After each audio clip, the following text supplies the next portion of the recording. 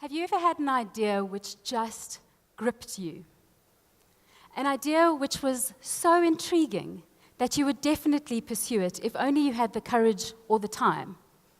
I had an idea like that once. It felt like the planet stopped turning for just a moment to make sure that I was paying attention. It was fleeting. It could have passed and been forgotten like many ideas before it. But I was paying attention. I found the courage to say yes to that idea, and that moment changed my life. Good morning, everyone. My name is Swan. I am a very ordinary girl from Joburg. I have a corporate job, like many of you do. I absolutely love chocolate.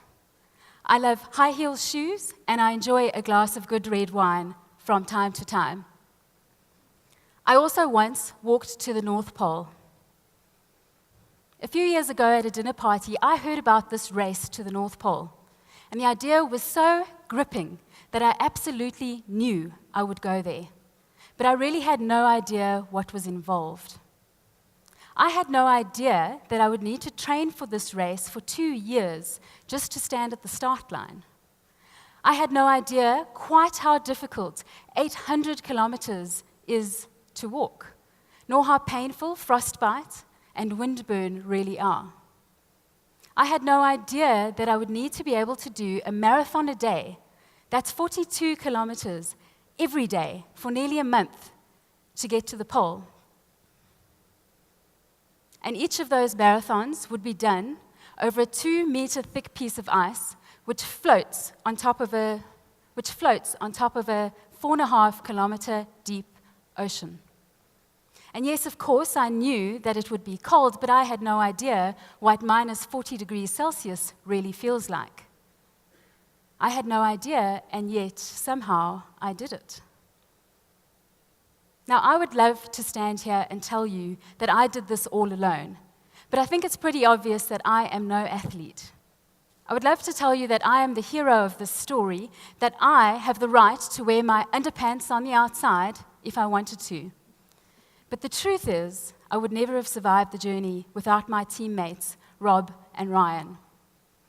You see, at the beginning of the race, we struck a deal. That deal saved my life.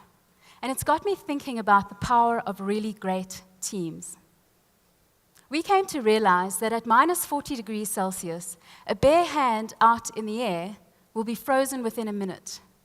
It will be dead from frostbite within 2 minutes. But with all of your kit on, it's almost impossible to tell whether you're completely covered. So you really need somebody to be checking you. And so we started a buddy system. Rob would take care of me, I would take care of Ryan, and Ryan would take care of Rob. This became our circle of survival. So we each had a buddy, and their happiness, their well-being, and their safety was your problem. But now imagine the scene. You are entering one of the most dangerous places on the planet, on a journey which kills 1 in 10 people who attempt it. And you've just agreed to care more about your partner than you care about yourself. But now imagine the comfort that you feel knowing that someone else is doing the same for you. And granted, it didn't always work perfectly, but what really mattered was that we stuck to that deal in the worst parts of the journey. It's really easy to stick to your deal during the good times, but it's what you do in the bad times as a team that really matters, and that was the power of our team.